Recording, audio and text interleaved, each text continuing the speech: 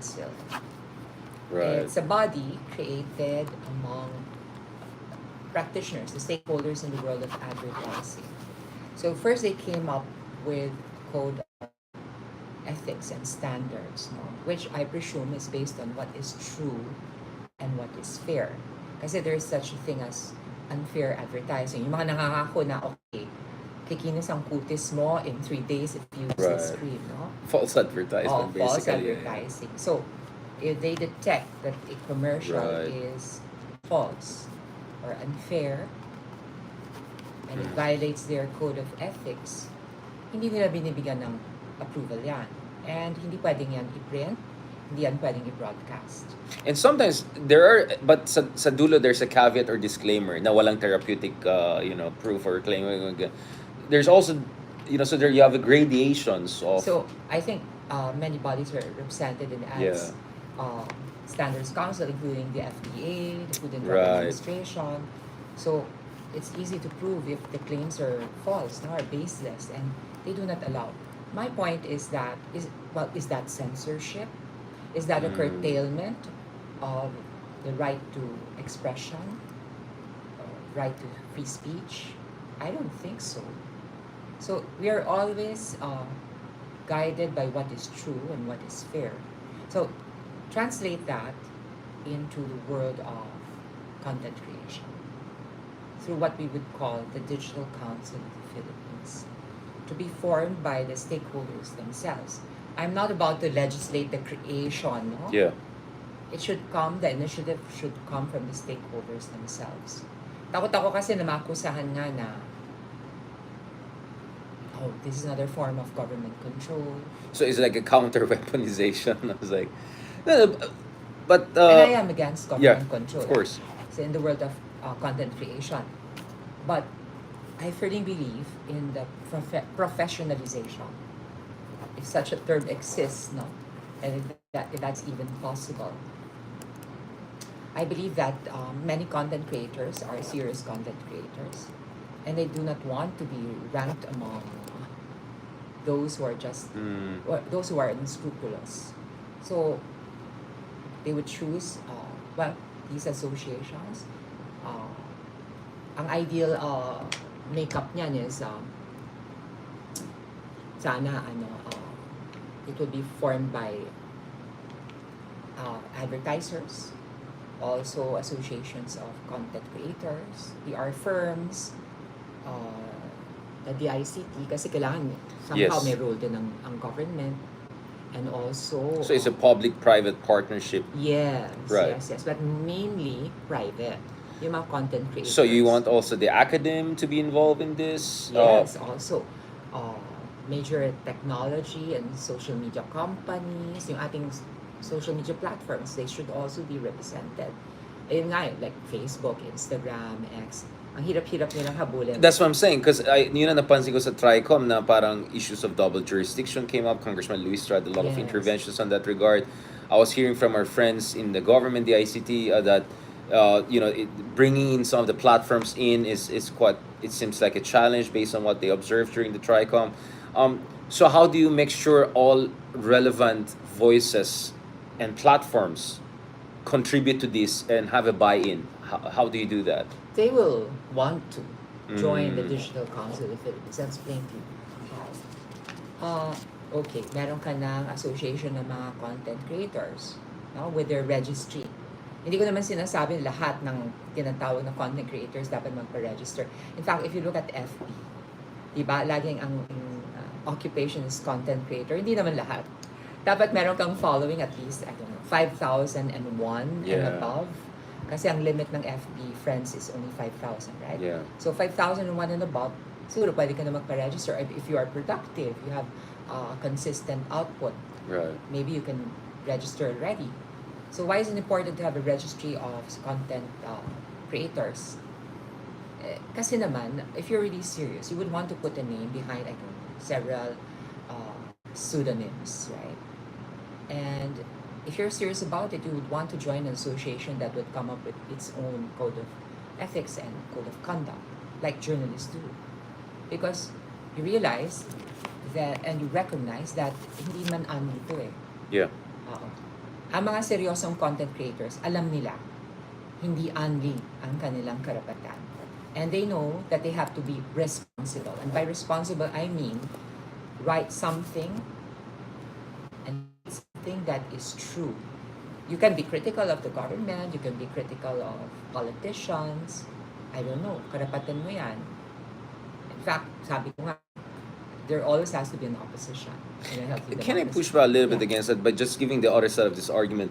For instance, our very good friend, and we mentioned him, your former colleague, Harry Roque, kept on referring to the Supreme Court ruling in the US, this whole idea of marketplace of ideas. Now, in the end, truth will prevail, that let bad ideas and good ideas cleanse each other out, and eventually leave it to the citizens and the consumers to decide which is what. You think that this didn't work, or it's not empirically In an sustainable? ideal world, that would work. Pero ngayon, kahit nga sa Facebook okay, you have a piece of information, malinformation, that is shared by hundreds of thousands of trolls. Just by the mere repetition of that piece of information, it is eventually perceived to be true. So it's the Goebbels principle. If Parang you say a lie yan 1,000 lang. times, it becomes true. Exactly. Yeah, yeah. Or kahit sa Facebook, diba? How do you take down a page? Paramihan tayo ng complaint. Right. Hindi naman based on... Mass reporting, yeah. Yeah, mass reporting. Hindi naman yan based on the actual content itself or the person behind that account or yung output ng person na yon. So, hindi po pwede yon. So, I think if you are a serious content creator, you would want to join an association also to protect yourself. Right. Kasi I'm sure that that association would also come up with, I don't know, guidelines to protect themselves. Right. When you establish your, what was your term? Guardrails. Guardrails. Yes. You also protect yourself. Yeah, because it's kind of a guild, right? Kung It is nagkaroon a ng guild. problema, one is Correct. attacked, the whole guild will stand behind you. Well, this second part, and this is, again, for the, you're trying to be fair, right? Otherwise, it will look like dalawa lang tayo nagbabash ng. So, the other argument is,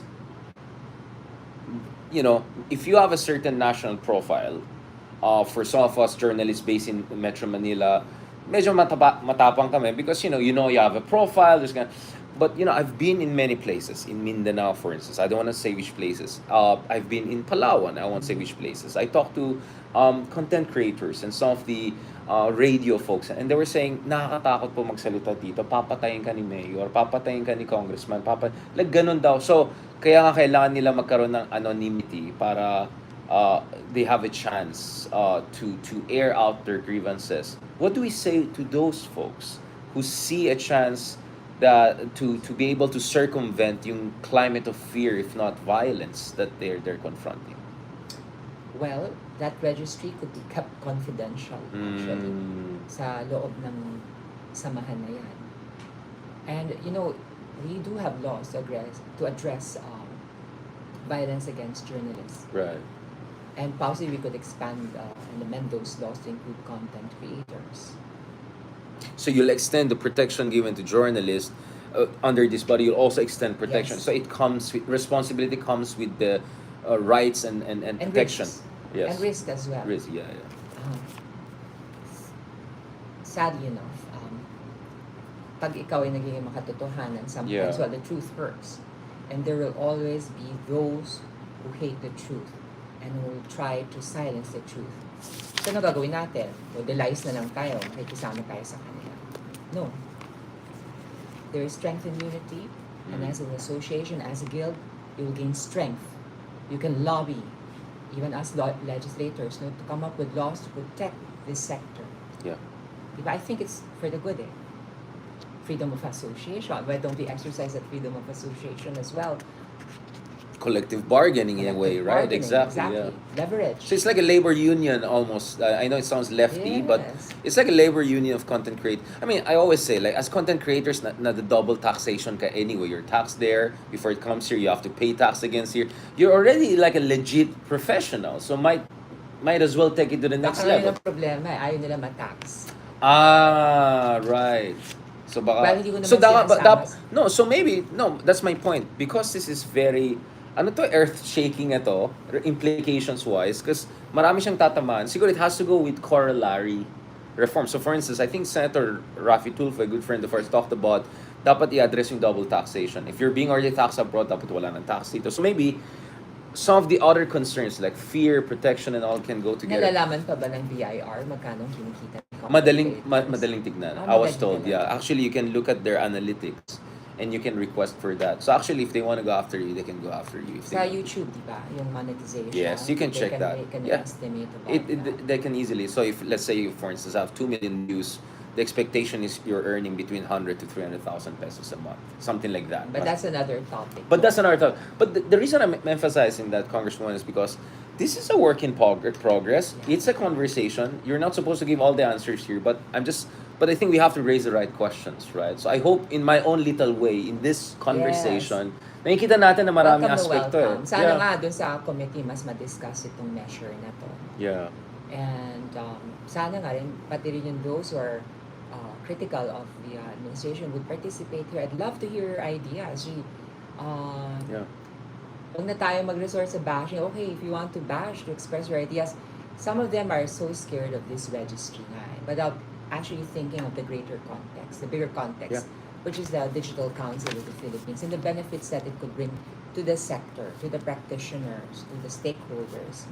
So, how does this work? Okay, so we have the council ready, formed by the academies, civil society organizations, promoting press freedom and information integrity, fact-checking and media watchdog organizations, digital rights organizations, and also the advertisers.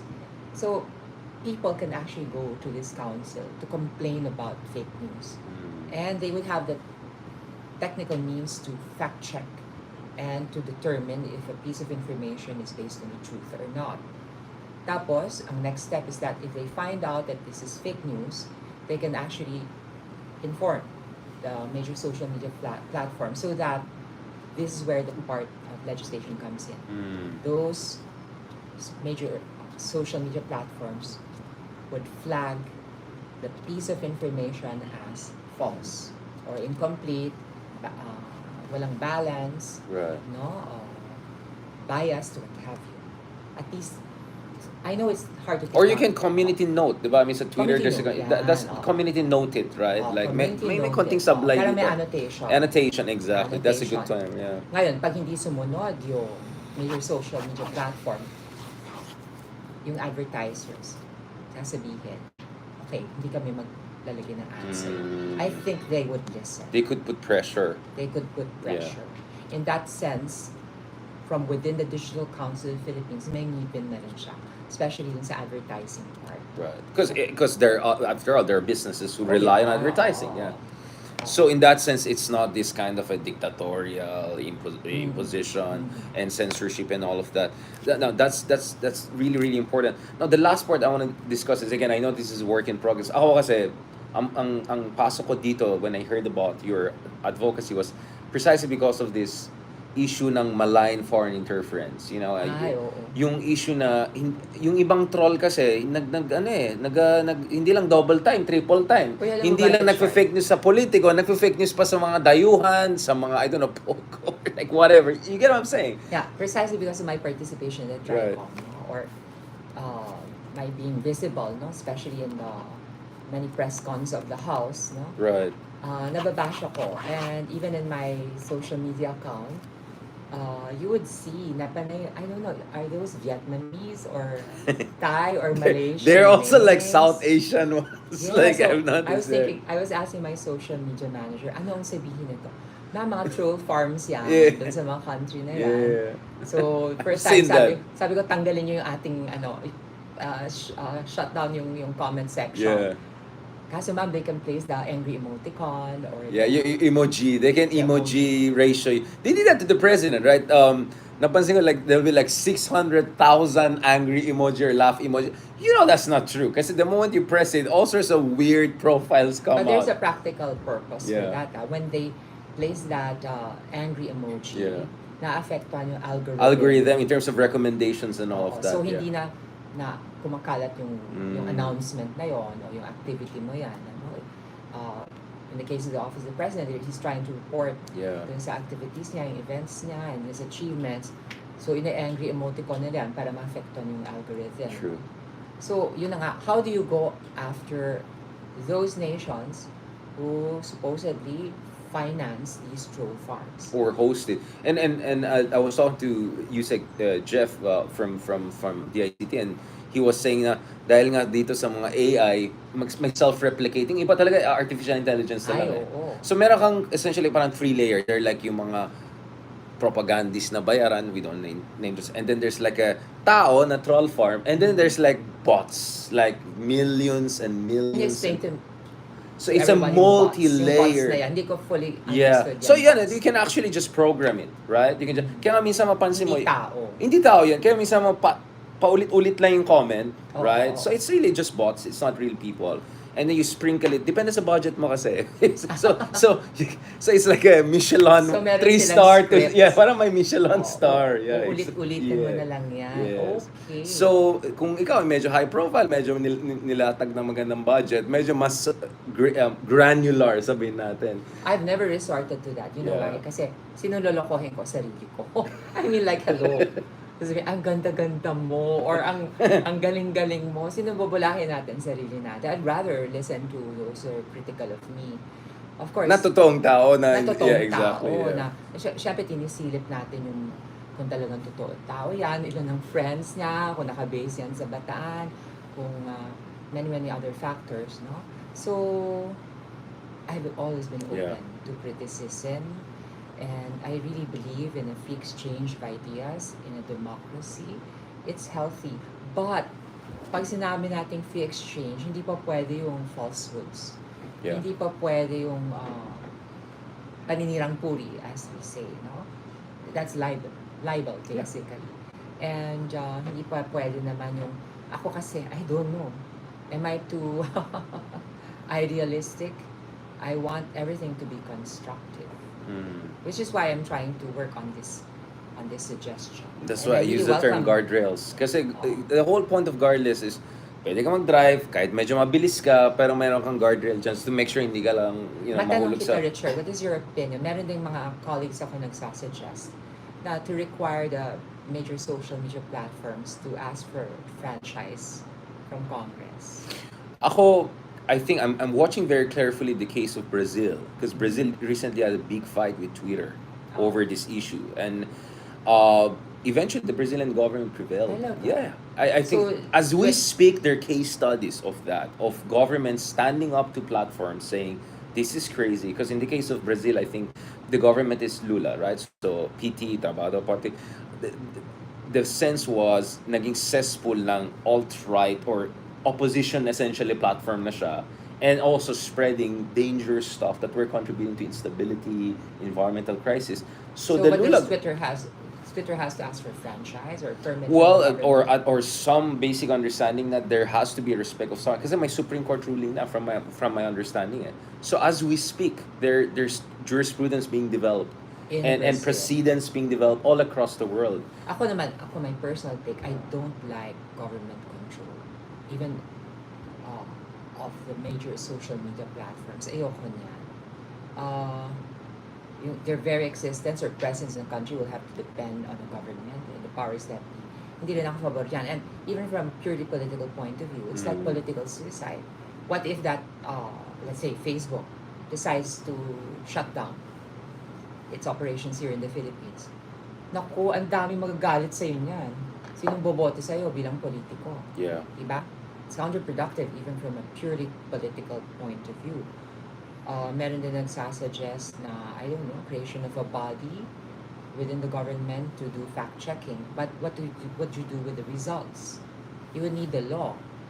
Now, with these findings, we can require or oblige social media platforms to annotate or to yung what you said, the community Guardrails. no that you would say that this piece of information Community notes. Yeah, community community notes. notes, Yeah. no?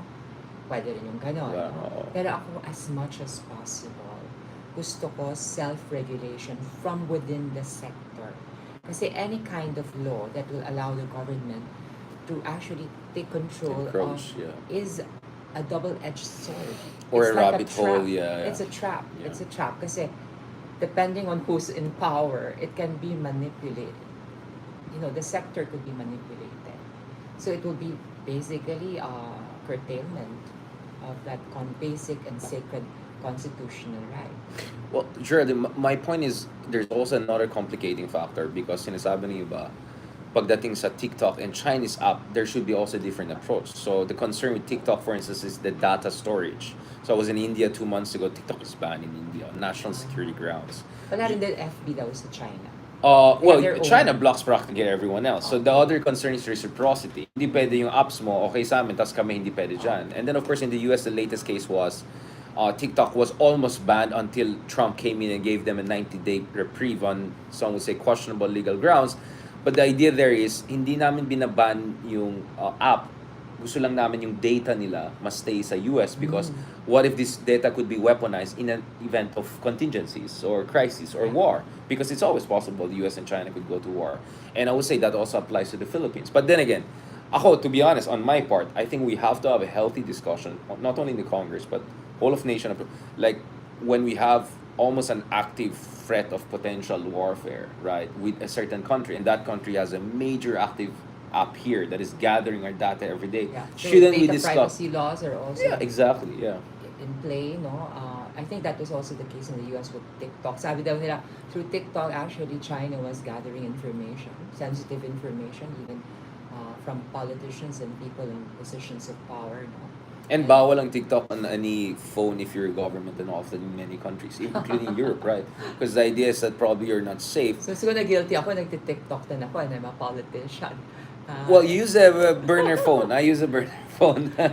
Alam mo naman sa Pilipinas, people would like to discover the other side, no? The less serious side of a politician. That's a way of humanizing ourselves, our image, and Pwede ka naman magbudot sa Facebook, Ay, kasi ako feeling ko I'm shadow ban on TikTok. So minsan pag hindi umobrang budot ko sa TikTok, bubudot ako sa other place. But I mean, bentang-benta sa Gen Z. And ang kagandahan kasi ng TikTok, and I want to be fair to TikTok here, is you don't need to have many followers to go viral. yeah. Like, kasi hindi siya based on following. Iba yung algorithm niya. So you can get million views even if you have a few thousand followers or a few hundred followers. Well, for example, So it's more egalitarian in that sense. Yeah. aside from that, less serious side, I also use TikTok to inform the people. How do we make laws? I made a Right. TikTok post. Explainer, short, explainer, in 30 seconds. How do you do this? What is the SOGSC equality bill? What is it? What it is not? No, yung mga ganyang information or So you'll have to do a lot of that. Nandito pa tayo sa kasama pero natin. yung sinasabi mo about controlling the major social media platforms in other countries, sabi mo that's already It is a in place. reality, and there are also, again, these are allegations, but you see this on the New York Times and the Wall Street Journals. Now, some country develop an understanding with some of the platforms, so it's not So, a formal. memorandum of agreement. Yeah, or literally just an understanding. Literally, your communication secretaries in conversation with them. Na it's a much softer, non-legal approach. It's more like we're a big market because we're one of the biggest markets in the world. We have some leverage. Ang laki ng kita ng Facebook dito. Ang Oo laki ng naman. So you leverage that market size. We try to invite Facebook to join our committee hearings. Wala eh. Wala silang physical presence here. They used to, right? Yeah, they used to. Supposedly, meron silang office dito, pero yung kanilang Asian office is Singapore. nasa Singapore. Yeah. No? So, nobody showed up. They sent a letter na parang excusing themselves. So, baka maano na sila. Mapa-show cause order na sila. Yeah. No?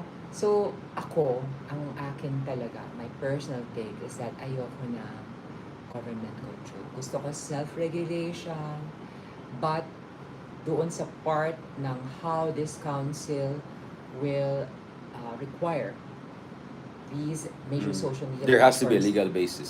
Dapat merong legal basis. Maring doon tayo papasok. So it's just about that Goldilocks level whereby there's just enough legislation to create the grounds, the legal foundation, but primarily you want this to be grassroots driven, Yes. private sector driven, and multi-stakeholder driven, right? I don't know kung masyado realistic tong suggestions na to. I don't know. But most of the people I spoke to, they really want to professionalize the Yeah. sector. And these are really honest to goodness content creators. And My brother is a very good content creator. He specializes in legal advice. Is this the same brother that gave that good advice to the daughters? Yes. And It's reverse attorney Tony psychology. Roman. No? He's a TikTok lawyer. Yeah. He's one of the top 15, something like Wow. that, Right. TikTok content creators here in our country. And all of the awardees were like, may ambag. May Yeah. ambag, ano. How about political commentators? You Yeah. are political. Yeah, but with TikTok, I What is noticed your problem honest with West opinion? Philippine Sea related issues, to be honest. But no, on my part, I mean, what I want to say on this is, as a journalist, aside from being an academic, I mean, I think we're also coming to terms with the new physics of information dissemination. And let's be honest. I mean, when you were taking your master's in journalism, when I started writing for Philippine Daily Inquirer, working in GMA Network and now TV5, like, iba yung idea ko ng what is authority, sinong papakinggan ng tao, paano mag-explain ng... Ngayon, parang iba na yung competition mo eh. Kasi di ba, Oh. kung gagawa ka ng content sa TV, my goodness, it takes a day, ayusin mo, you have to get everything perfectly. And then kalaban mo yung spontaneous ones, ganon. And by the time nalalabas yung content mo, nakasampung content na yung kabila, the news cycle already moved on. So, ang bilis eh. Ang bilis magbago itong information Ang hirap landscape. Mahirap talaga. mag-compete, with social media. Mainstream media cannot compete with social media content creators. Ang hirap eh. Hirap, yeah. Because there is a process that has to be respected, a code of ethics that has to be followed. That's something good. But it slows down the process. Tapos yun na nga, kakompetensya mo, ang bilis nilang mag-generate ng content. Tapos wala naman sinusundan. They can accuse you of anything. Yeah, they can come up with anything, yeah. Invent anything and then share it by the millions, I don't know. And then So- it becomes a truth, quote unquote. So how do you compete with that? Marami namang mainstream media rin. Siyempre, meron na silang social media accounts, no? And mabilis din naman ang output nila ng news. But I would like to think that yung model ng mainstream media when it comes to yung code of ethics, code of conduct can be transported to content creation. What is your honest opinion? My honest opinion is that we'll keep the conversation at that kasi the more we discuss, parang there's more answer. No, this just tells you na hindi lang ito minefield. Actually, kailangan mo ng listening tour talaga. Kaya I was very glad when you said, mahilig ka makinig sa ibang Ay, tao. nako. Which is my weakness. You can see, madaldal akong tao, di ba? So like ADHD kasi I was like, I want to ask you questions like, No, but you're absolutely right. I think this is, get the ball rolling, have more conversation. To be honest, I'm coming out of this conversation with even more questions, but good questions. I always tell my students, right? Kung mas na-confuse ka, but at the higher level, after my lecture, that means I did something good, right? Yeah. So I hope, I don't know, Congressman, on your part, I hope we're realizing that ang dami pang ibang angulo ito eh. At ang dami you need an interagency also approach to Yeah. this. You need also a multi-stakeholder Well, I asked approach. the resource persons from the ICT, the Yeah. bloggers, and some other stakeholders who were present in the committee. They were all supportive. In fact, they said, we were thinking of something like this, but it never pushed through. Yeah. So at least this much I can promise everyone. Before the 19th Congress ends on June 30, I shall have filed it.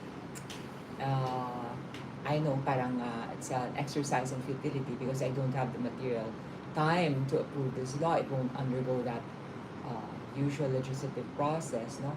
At least for the 20th Congress, kung sinong gustong mag-pick up on this and continue this, and maybe, I don't even have to legislate this, maybe by its own initiative, the sector Right. will want to create a digital council in the Philippines. Maybe we can rally them. Right. Sige nga, iikot nga ako. Yeah, Kakausapin ko siya. do it. Yeah. Mag-convention tayo. O, diba? Exactly. Ako, Congresswoman, I mean, thank you for getting the ball rolling. Thank you for this conversation. I really appreciate it. I'm glad to see there are people like you inside the government doing this, looking at it from different angles, someone who has a journalism background. But let me just tell you this, and I'm not saying this because, we had a great conversation. I think by now it should be clear that as someone who has been a pioneer in your own right, for your community, as someone who has navigated very difficult, itong talagang grabe yung mga political transition we have seen throughout the past decade or so. Perhaps you are the best person to do this. I mean, usually, di ba, the joke is, if you look around and see no one is doing it right, you should do it yourself, Oo right? naman. Parang ganun na rin yata Oo. nangyari. Wait, parang walang may gumaga. I'll just do it myself. Kaya ang hirap kasi panay reklamo. But what are you doing about it? Yep. So, has always been my personality. And disclaimer then, Richard, okay, you said I'm championing LGBT rights. But the truth of the matter is that I have only one law or one bill regarding the LGBT. But you have been pioneered by the virtue or parang your reason of being, raison d'être. Oh Yeah, it's my like, God, yeah. I'd hate to think of that circumstance as my raison d'être. Yeah. But I'm more than just an LGBT rights advocate. In fact, my first love was agrarian reform and agrarian reform beneficiaries. And I was working with my mom. In fact, I have a bill, which is the new improved agrarian reform bill. I also champion veterans' rights and also women's rights. No? Although people keep saying, no, hindi ka naman babae, how can you champion women's rights? Why? Do you have to be a woman to be an ally? Right. Well, I consider myself a woman. I mean, what you see is what you get, and we know what my truth is, and we don't care what you think. But I will keep on fighting. I feel passionate about education, also about health. That's why I authored the National Integrated Cancer Control Act. It's already a law. Yeah. And universal health care. Kasi when I was living in Spain, I saw that everybody, hindi sila stress pag nagkakasakit eh. That's Sagot ng Europe, yeah. gobyerno, there's this very good social security system, efficient taxation system, socialized taxation. The more you earn, the more you pay in taxes, and the money goes straight to hospital and health infrastructure, Education, health professionals, and then when people get sick, there's this universal health care. Nobody has to pay for health care. Dito sa Pilipinas kasi pag nagkasakit pa, it's like a death sentence. Can anything be more inhumane than that? To be living in a country where diagnosis of some sort of disease is already death sentence because you happen to be poor. Can't be. On that clarion call, thank you very much, Congresswoman. Yeah, I would say thank you very much for this conversation. I think people were expecting kind of a 20 minutes just going to that, but this is how I do it. Really the full context, the full view. Thank you very much, everyone. Tiniis niyo yung daldal namin ng matagal. Thank you so much, Congresswoman, for Thank you, Richard. sharing us your time. Siguro next time, gawin natin yan at midnight hanggang umaga na tayo magsalita. Paras pala tayong madaldal. Ay, nako. Thank you so much for that. But I'm sure we're gonna get back. So hopefully in the next Congress, we're gonna see more momentum and action behind that while also waiting on the Sara impeachment issue, which should be a different discussion. Yeah. Ang dami ko pang ibang gustong tanongin para sabi ko kung saan tayo mapunta. Thank you very much again. Thank you.